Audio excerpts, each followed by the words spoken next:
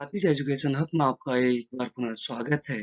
प्यारे छात्रों, जैसा कि आप लोगों को पहले से ही पता है कि मैं संस्कृत कक्षा 10 से उसी के लिए आप लोगों के लिए वीडियोज बनाते आ रहा हूँ।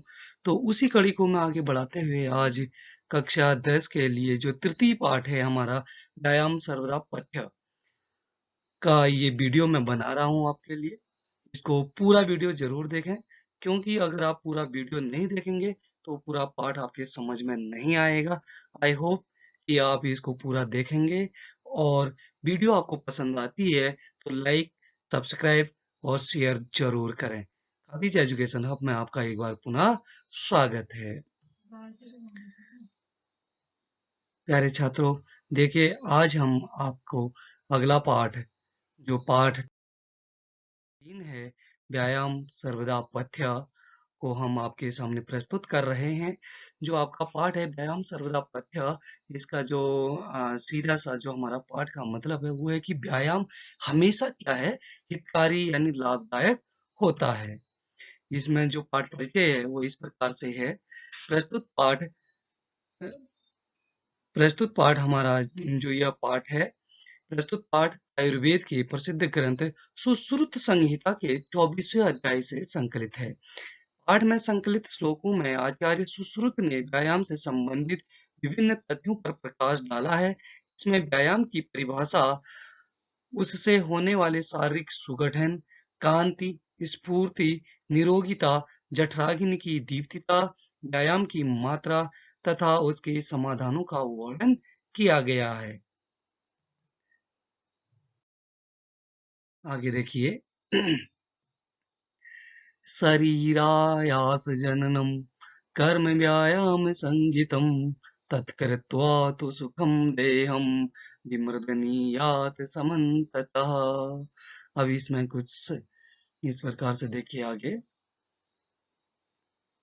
इसका जो अन्वय है वो है शरीरायास जननम कर्म व्यायाम संगितम भवति तत्कृत्वा तु नेहं समन्ततः सुखम विमर्दनीयात्। इसका हिंदी अनुवाद इस प्रकार से हो जाता है। शरीरायास जननम, शरीरायास जननम का मतलब शरीराय से शरीर में, आयास जननम थकावट करने वाले, ये अर्थात थकावट करने वाले अर्थात परिश्रम वाला कार्य व्यायाम नाम वाला होता है। उसको करने के बाद सभी प्रकार के सुखपूर्वक मरना चाहिए। अर्थात कहने का तात्पर्य है कि यदि हम किसी भी परिश्रम करने वाले कार्य को करते हैं तो वही व्यायाम कहलाता है। कठिन कार्य, जो मेहनत वाला जो कार्य होता है जिससे हमको पसीना आता है, ऐसे कार्य को, जो भी कार्य हम ऐसा करते हैं तो वही व्यायाम कहलाता है। यानी इसके पश्चात, किसके पश्चात, इस व्यायाम के पश्चात, इस व्यायाम को करने के पश्चात हमको भली भांति से क्या करना चाहिए, अपने शरीर की मालिश कर लेनी चाहिए। ऐसा इस श्लोक में आपको बताया गया है। इसमें कुछ संधियां इस प्रकार से हैं। देखिए, आपका शरीर आयास जननम था ना, तो इसका संधि हो जाता है शरीर धन आयास जननम। दूसरा था तत्कृत्वा, तत्कृत्वा तत् धन कृत्वा। ये दो संधियां इसमें आपके हैं। इसके अलावा आप दूसरा श्लोक देखिए। शरीरोपचयः कान्तिर्गात्राणां सुविवक्ता दीप्त्यग्नित्वम् अनालस्यं स्थिरत्वं लाघवं रजा। देखो क्या कह रहा है, शरीरोपचयः कान्तिर्गात्राणां सुविवक्तता दीप्त्यग्नित्वम् अनालस्यं स्थिरत्वं लाघवं रजा। इसका जो अन्वय है वो इस प्रकार से है। व्यायामात, जो व्यायामात जो मैंने ब्रैकेट में शब्द लिखा है, यानी ये व्यायाम जो, इसमें एक शब्द है, इसमें ये छिपा हुआ शब्द है जिसका तात्पर्य यहाँ पे व्यायाम से, इसलिए मैंने आपको इसमें श्लोक में ये व्यायामात शब्द नहीं दिखाई दे रहा होगा। तो ये इस श्लोक का जो सार था वो व्यायाम से था, इसलिए मैंने व्यायामात को यहाँ पे ब्रैकेट में लिख दिया है। शरीरोपचयः कान्तिः गात्राणां सुविवक्तताः दीप्त्यग्नित्वम् अनालस्यं स्थिरत्वम लाघवम मर्जा उपाजयेत। इसका अनुवाद देखिए क्या हो जाता है, यानी व्यायामात, व्यायाम से, शरीरोपचय, शरीर की वृद्धि, कांति, चमक, गात्राणाम, सुडौलता, सुव्यक्तता, दीप्ति, सुव्यक्तता यानी सुडौलता, दीप्तीय, दीप्ताग्नित्वम, दीप्ताग्नित्वम का मतलब होता है दीप्ति, मीन्स होता है दीप्ति, अग्नि, इसमें दो शब्द जुड़े हैं, दीप्ति धन अग्नि, दो शब्द जुड़े हैं, दीप्ति की और अग्नि की वृद्धि करने वाला, अनालस्यम, आलस्य से हीन, स्थिरत्वम, स्थिरता को, लागुम, फुर्ती को, मर्जा उपाजित, मर्जा का मतलब होता है स्वच्छ, फुर्ती यानी स्वच्छता का, मर्जा उत्पन्न करती है, स्वच्छता को उत्पन्न करती है। कहने का तात्पर्य है व्यायाम जो नित्य प्रति, जो रोज, जो व्यक्ति रोज व्यायाम करता है, व्यायाम करने से क्या होता है, नंबर एक तो हमारे शरीर की वृद्धि होती है, जो हमारे चेहरे की जो रौनक है, जो चमक है वो बरकरार रहती है, शरीर सुगठित रहता है, सुडौल रहता है, और उसकी जो हमारे अग्नि, यानी अग्नि का तात्पर्य जठराग्नि, पेट की जो अग्नि है हमारी, इस अग्नि को भी यानी भूख को बढ़ाता है, पेट की अग्नि से तात्पर्य है भूख को बढ़ाना, आलस्यहीनता, जो हमारे अंदर आलस्य रहता है, आलस्यता को दूर भगाता है, फुर्ती रहती है, स्फूर्ति रहती है, और स्वच्छता हमारे शरीर में हमेशा बनी रहती है। इसमें कुछ संधियां हैं इस प्रकार से देखिए, शरीरोपचय यानी शरीर धन उपचय, कांतिर्गात्राणाम, कांति धन गात्राणाम, दीप्ति अग्नित्वम अनालस्यम था ना, तो ये दीप्ति अग्नित्वम धन अनालस्यम, ये इसका संधियां हो गई।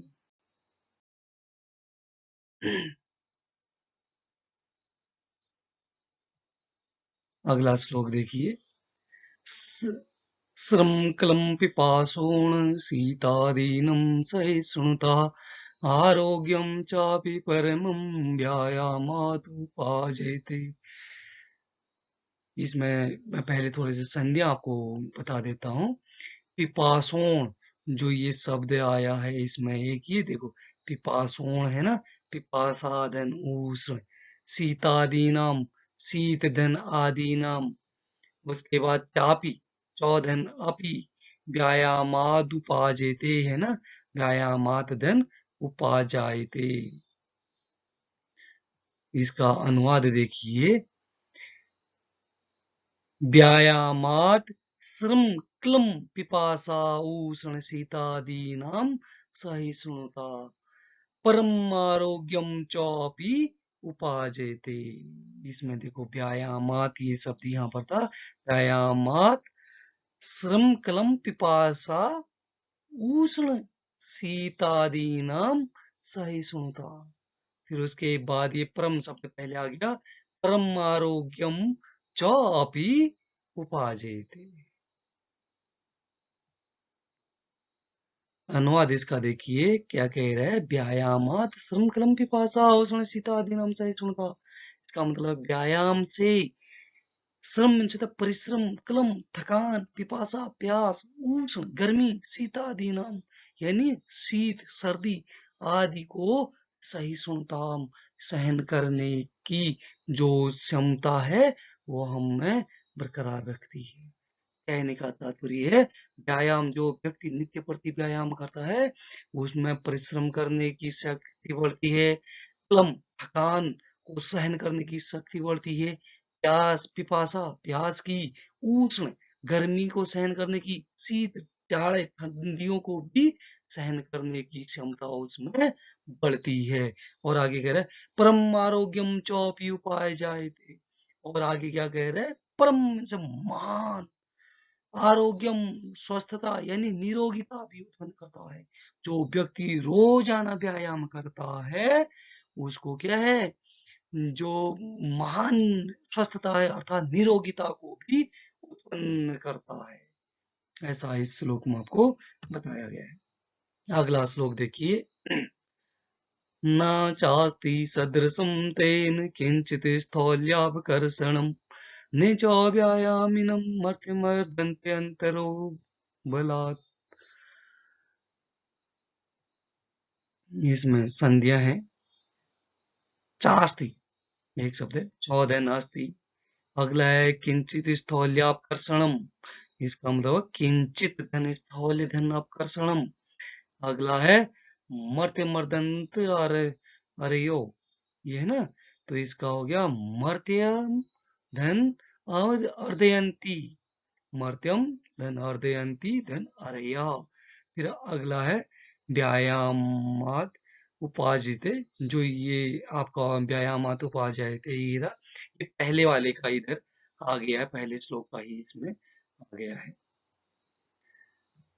आगे अन्वय देखिए, तेन सदृशम, तेन सदृशम, ये देखो तेन है सदृशम, तेन सदृशम पहले आ गया, फिर आगे स्थौल्य अपकर्षणम चौ किंचित, चौ इसमें से चौ आ गया, किंचित न अस्ति।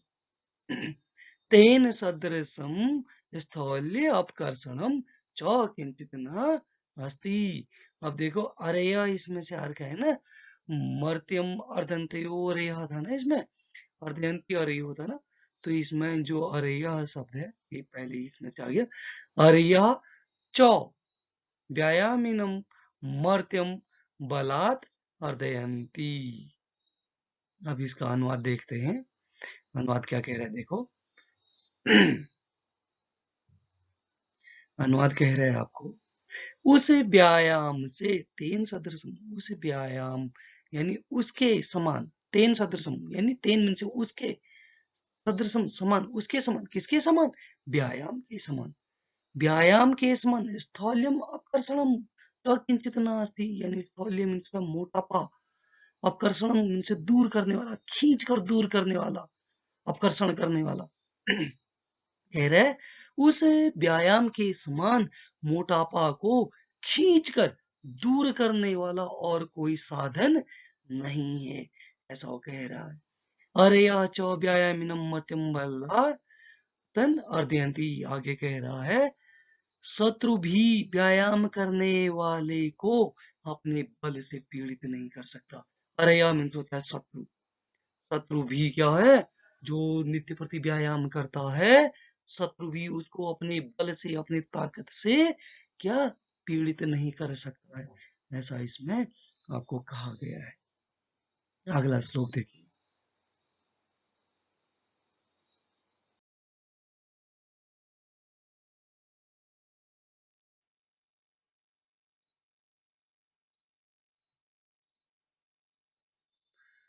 अलग अलग श्लोक है। न चैनम सहस्त्राक्रम्य जरासं धीरोहति शरीर भवति मांसम च व्यायामाभिस्तृस्य च। इसमें कुछ संधियां पहले देखिए आप। चैनम, चैनम है चौधन, एनम सहसाक्रम्य, सहसाधन आक्रम्य, फिर उसके बाद है व्यायामाभिस्तृस्य, यानी व्यायाम धन अभित्रस्य। इसका जो अनुवाद है वो इस प्रकार से हो जाएगा।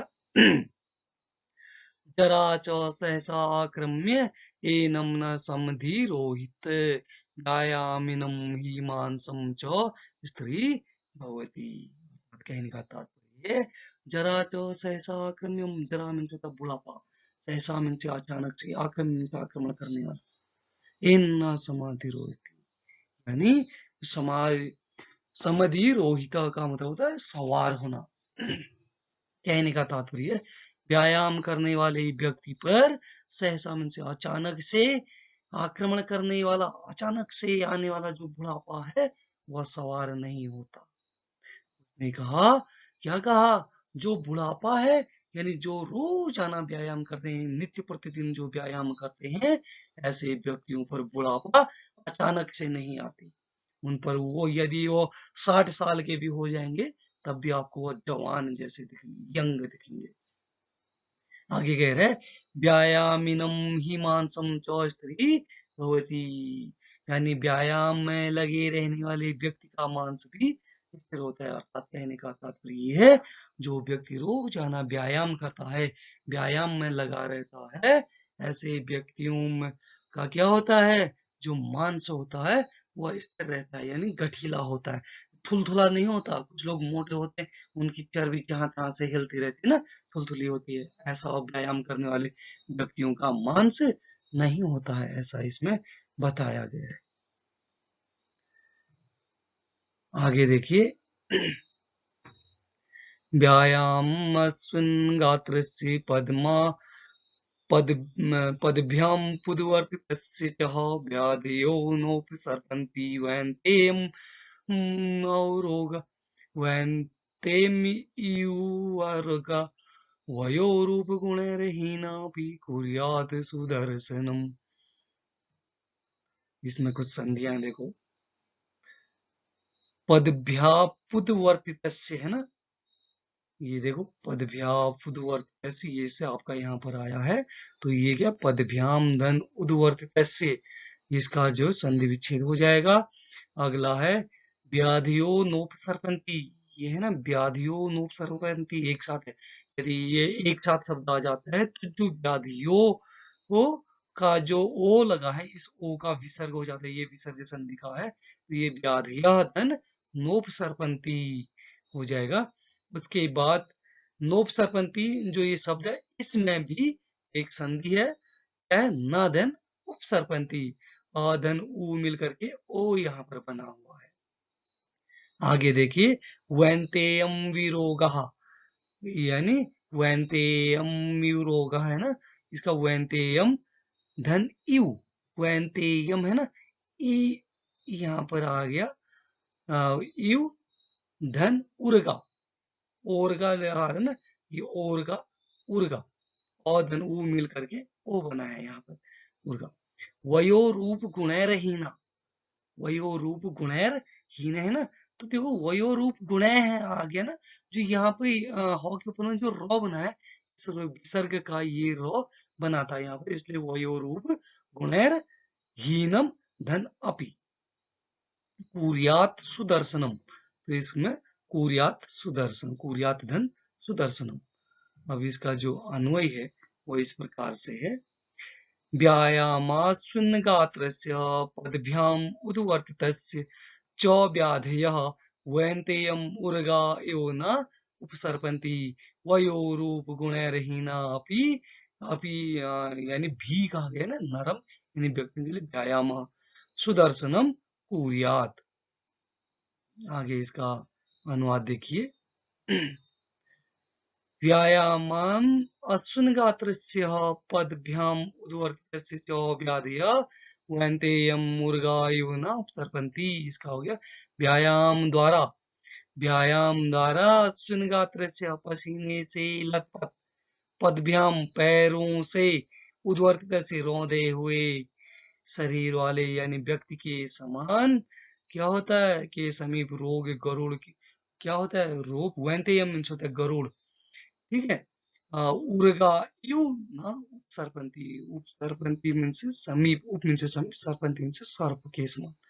इसमें कह रहा है, उदाहरण दे रखा है आपको कि जो नित्य प्रतिदिन व्यायाम करता है, जो व्यक्ति रोजाना व्यायाम करता है, ऐसे व्यक्तियों के समीप क्या है, जो रोग है वो किसके समान नहीं आता है, जैसे सांप गरुड़ के सामने नहीं आते हैं, ठीक उसी प्रकार से क्या है, रोज व्यायाम करने वाले व्यक्तियों के समान जो पसीने से हमेशा लथपथ रहते हैं, ऐसे शरीर वाले ऐसे व्यक्तियों के सामने रोग कभी सामने नहीं आता।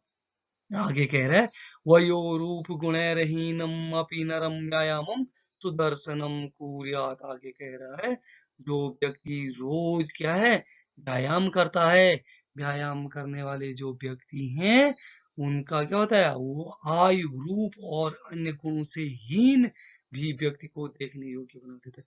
कहने का तात्पर्य है, जो व्यक्ति रोज व्यायाम करते हैं, यदि वो क्रूर व्यक्ति भी था होगा और आयु में अधिक उम्र का भी होगा, तो भी क्या होगा, रोज व्यायाम करने से वो कम उम्र का दिखेगा, और कुरूप भी होगा तो वो सुंदर दिखाई देगा। अर्थात उसके चेहरे की जो रौनक है वो बनाई रहेगी, बरकरार रहेगी, तो वो सुंदर दिखने लग जाएगा। इसलिए कहा गया है कि रोजाना व्यायाम करने वाले व्यक्ति यह आयु, रूप और अन्य गुणों से हीन होते हुए भी सुंदर दिखाई देता है, ऐसा इसमें बताया गया है।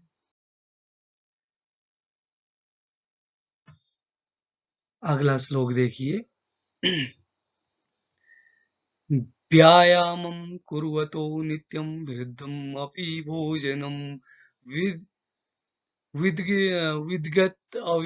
अविद्गतं वा निर्दोषं परिपच्यते। इसमें संधियां देखो। विरुद्धम अपि, एक ही है, विरुद्धम अपि, विरुद्ध धन अपि, फिर विदग्ध अविदग्धम, है ना, विदग्धम विदग्धम शब्द जो ये है, विदग्धम विदग्धम, तो इसका संज्ञा विदग्धम धन अविदग्धम। अब इसका अन्वय देखिए। नित्यं व्यायाम कुर्वतः विरुद्धं भोजनम अपि विदग्धम अविदग्धम वा निर्दोषम परिपच्यते। अब इसका जो अनुवाद है वो इस प्रकार से हो जाएगा। नित्यम व्यायाम कुर्वतः यानी नित्य प्रति रोजाना व्यायाम करने वाले व्यक्ति का भली भांति पका अथवा बिना पका स्वास्थ्य के विपरीत भोजन भी बिना किसी दोष के पच जाता है। कह रहा है नित्यम व्यायाम कुर्वतः विरुद्धम भोजनम अपि, विरुद्धम हमारे शरीर के विरुद्ध भोजन भी, अर्थात कहने का मतलब है किसी को गैस है तो उसको तैली भोजन नहीं देना है, किसी को बुखार आया है तो उसको ठंडा भोजन नहीं देना है। ऐसा कहा जाता है ना, अगर हम जाड़े की ऋतु आ जाती है तो हम गर्म भोजन खाने लग जाते हैं, अगर गर्मी की ऋतु आ जाती है तो ठंडा पानी पी लेते हैं।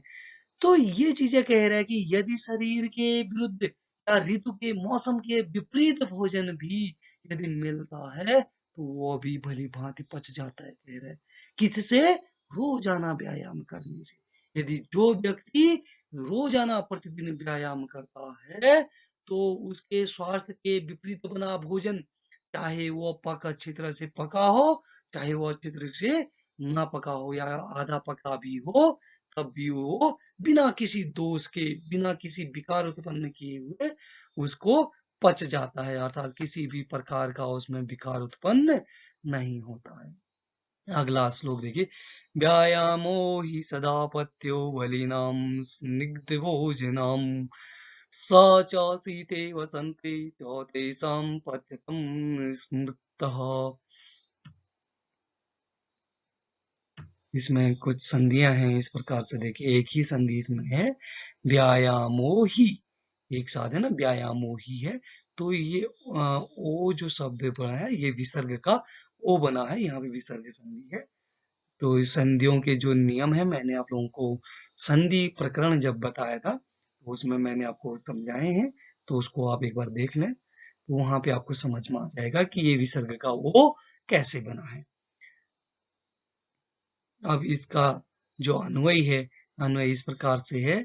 ही, ये ही शब्द है, पहले आ गया ही स्निग्धम, स्निग्ध भोजनम बलिनाम व्यायाम सदा पथ्य सह च शीते वसंते च तेषां पथ्यतं स्मृतः।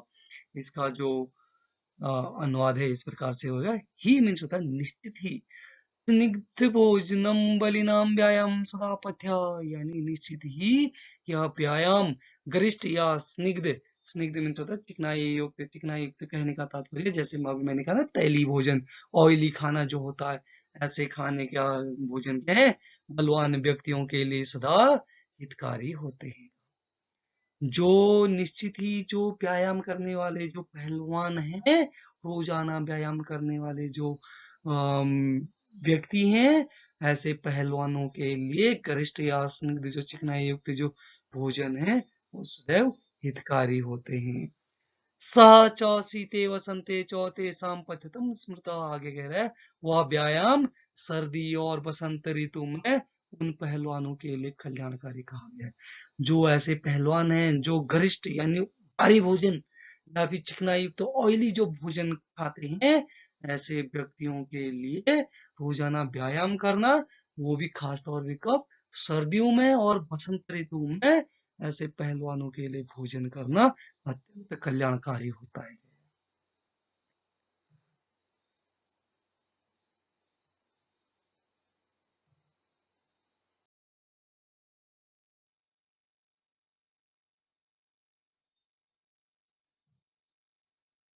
अगला देखिए, सर्वे सुरतुस्वरः प्रविरात्महितैषिभिः बलस्यार्धेन कर्तव्यो व्यायामो हन्त्योऽन्यथा।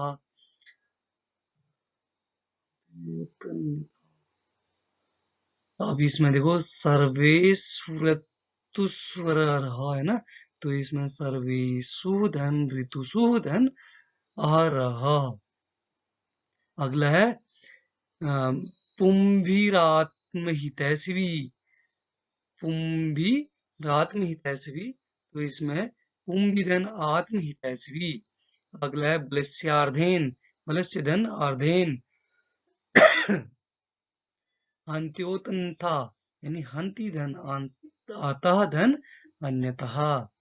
अगला इसमें आपका अन्वय आ गया, आत्महितैषिभिः पुंभिः सर्वेषु ऋतुषु अहरः बलस्य अर्धेन व्यायामः कर्तव्यः अतः अन्यथा हन्ति। अब इसका अनुवाद देखिए, आत्महितैषिभिः पुंभिः सर्वेषु ऋतुषु अहरः बलस्य अर्धेन व्यायामः कर्तव्यः। इसका क्या हो जाएगा, अपना हित चाहने वाले, आत्महितैषिभिः, आत्म से अपना, हितैषी हित चाहने वाले क्या हैं, मनुष्यों को सर्वेषु ऋतुषु, सभी ऋतुओं में प्रतिदिन क्या करना चाहिए, अपने शरीर के आधे बल का व्यायाम करना चाहिए। बलस्य अर्धेन व्यायाम का है ना, अर्धेन मीन्स होता आधा, बलस्य मीन्स बल, अपने शरीर के आधे बल के बराबर व्यायाम करना चाहिए। यदि वो कह रहा है कि किसी व्यक्ति को अपना हित चाहिए, अपना भला चाहना है, तो उसको प्रतिदिन क्या करना चाहिए, रोजाना अपने शरीर के आधे बल का, अभी पूरे बल का करोगे तो आपका शरीर का सत्यानाश हो जाएगा। इसलिए पूरे शरीर के बल के बराबर नहीं करना है, बल्कि अपने शरीर के आधे बल के बराबर क्या करना है, आपको व्यायाम करना है। इससे भिन्न होने पर अतः अन्यथा हंति है ना, हंति मीन से मारा जाएगा, मारा। इससे भिन्न होने पर यानी आपके आधे बल से अधिक व्यायाम करने पर वो आपको व्यायाम को क्या कर देगा, मार डालेगा, यानी आपको नुकसान पहुंचा देगा। अब ये आधा बल क्या होता है, अगले श्लोक में देखिए, अगले श्लोक में इस आधे बल को पुष्टि किया गया है।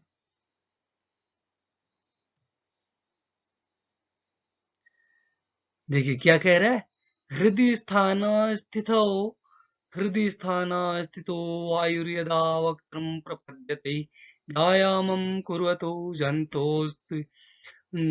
जन्तोस्तत् बलार्धस्य लक्षणम्। अब इसमें देखो कुछ संज्ञा इसमें, हृदय स्थानो स्थितो वायुर्यदा, ठीक है, तो ये वही इसमें विसर्ग संधि है, हृदय स्थान स्थित धन वायु धन सदा, वायुर्यदा है ना, तो यह वायुर्धन यदा हो जाइए, रॉ का विसर्ग का रॉ बना है, तो इसलिए वायु धन यदा हो गया। अगला है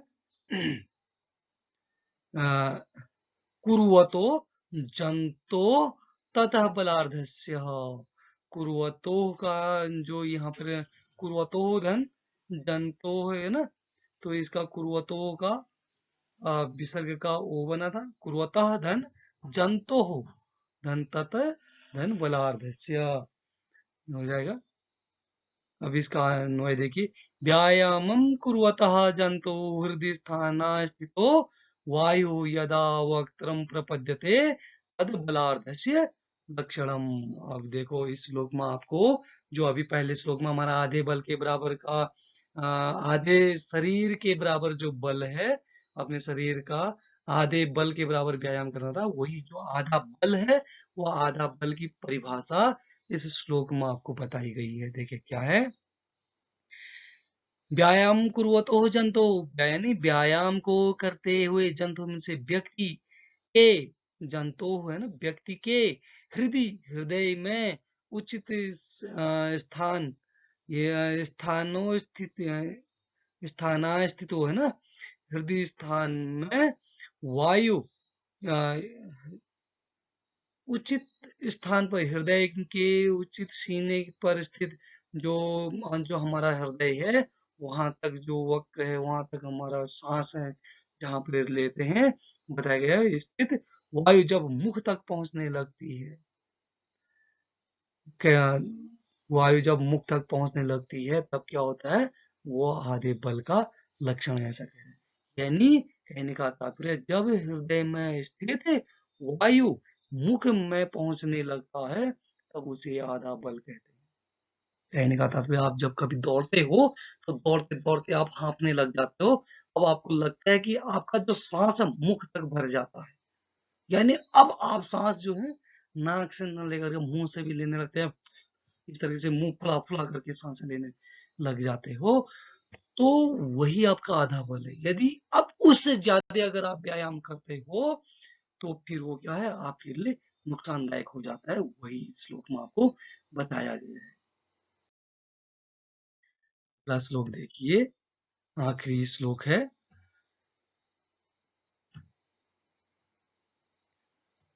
वायो बल शरीराणि देश काला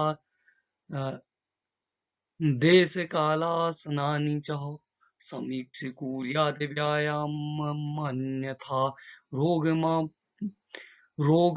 आपनुयात्।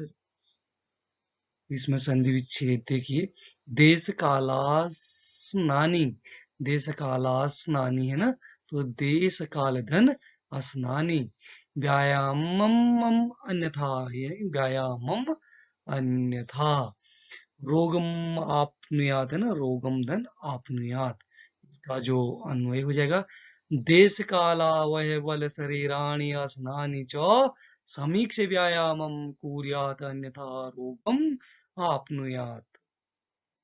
इसका जो अनुवाद है इस प्रकार से हो जाएगा, देश काल वय, यानी देश काल मीन से वातावरण, अर्थात जो हमारा देश काल है, जो हमारी भौगोलिक परिस्थितियां हैं उसके आधार पर, और शरीर अवस्था तथा शरीर के बल और भोजन का सोच विचार करके व्यायाम करना चाहिए, अन्यथा व्यक्ति रोग को प्राप्त होता है। कहने का तात्पर्य ये है कि हम व्यायाम तो रोज कर रहे हैं, लेकिन हम किस देश में कर रहे हैं, किस वातावरण में कर रहे हैं, किस मौसम में कर रहे हैं, कैसा हमारा शरीर है, किस अवस्था में हम व्यायाम कर रहे हैं, और हमारे शरीर का जो बल है वो कितना है, तथा और हम भोजन क्या कर रहे हैं, इस सबको सोच विचार करके इसके हिसाब से ही हमको व्यायाम करना चाहिए।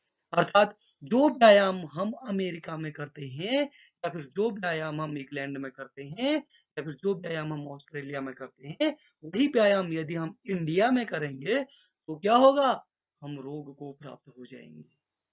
या फिर जो व्यायाम हम इंडिया में करते हैं वो व्यायाम यदि हम किसी अन्य देश में करेंगे तो भी हमको रोग प्राप्त हो सकता है। क्यों?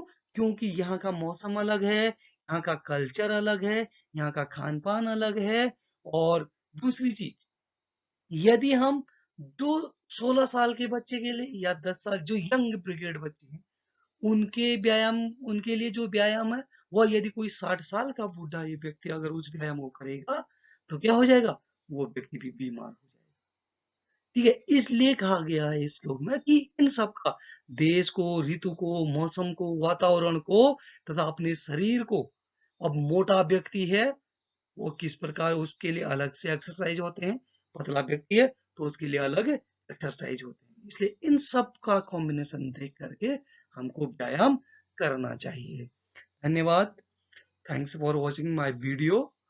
मैं एक बार पुनः आपसे फिर से निवेदन कर रहा हूं कि यदि आपको मेरा यह वीडियो अच्छा लगा हो तो अपने दोस्तों को शेयर कीजिए और अपने अन्य सहपाठियों को शेयर कीजिए, और लाइक और सब्सक्राइब जरूर करें। साथ में नीचे जो कमेंट सेक्शन में आप जाकर कमेंट जरूर करें कि यदि इसमें कोई भी चीजें आपको समझ में ना आई हो तो मैं अगली वीडियो में आपको और उसको क्लियर करने की कोशिश करूंगा। इसलिए धन्यवाद। कमेंट जरूर करें, लाइक सब्सक्राइब करना ना भूलें। धन्यवाद।